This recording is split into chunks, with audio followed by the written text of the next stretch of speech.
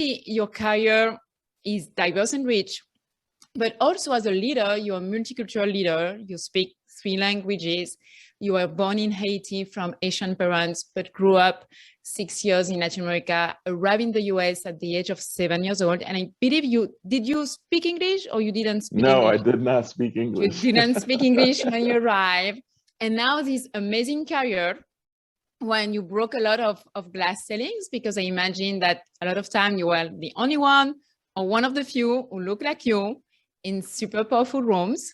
From one of my previous guests, I've learned that when President Obama was in office and was visiting Florida, it was not unusual for his office to call you and get your input on the agenda.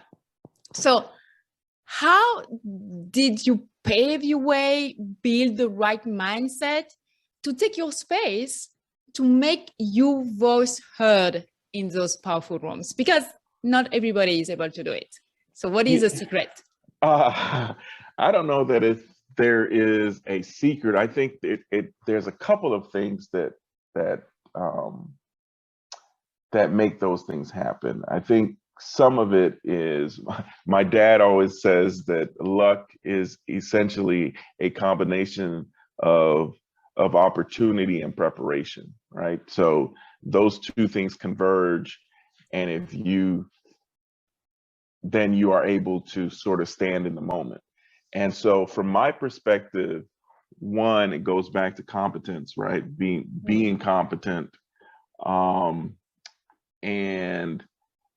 and being willing to extend yourself as necessary. So being in those rooms, right? And you are correct. Very often I am in rooms that I am the only person that looks like me in the room, and at many levels, right?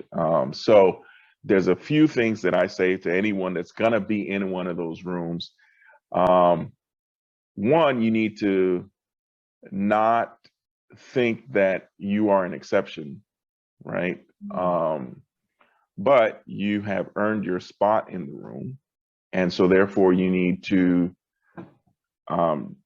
behave as if you are aware that you've earned your spot in the room, right? So no one gave that spot to you. You've earned it. So you walk within your competence. You serve with empathy and humility,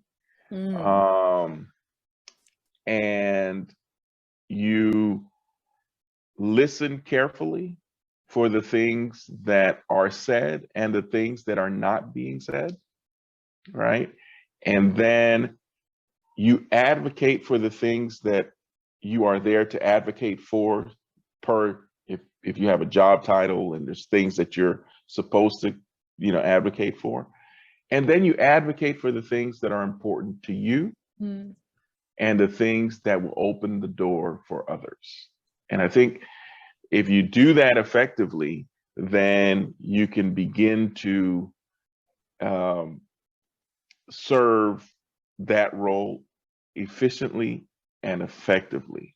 There's a couple of things that I learned when I was a teacher, is that, students learn differently, because, we all are made up of different intelligences at different levels. So I may be a kinesthetic learner, and someone is an auditory learner.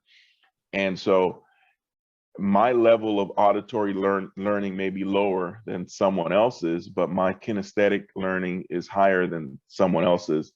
And so therefore, understanding those dynamics and being able to appreciate them allows us to perform well in those settings. And so therefore, I think that is an awesome opportunity, as it is an awesome responsibility as well. So even though I say you have to own the space, right, because you're there, but there's others who don't think that you should be there. So that goes back to the competence, and being effective also opens the door for others. Yes, and I love the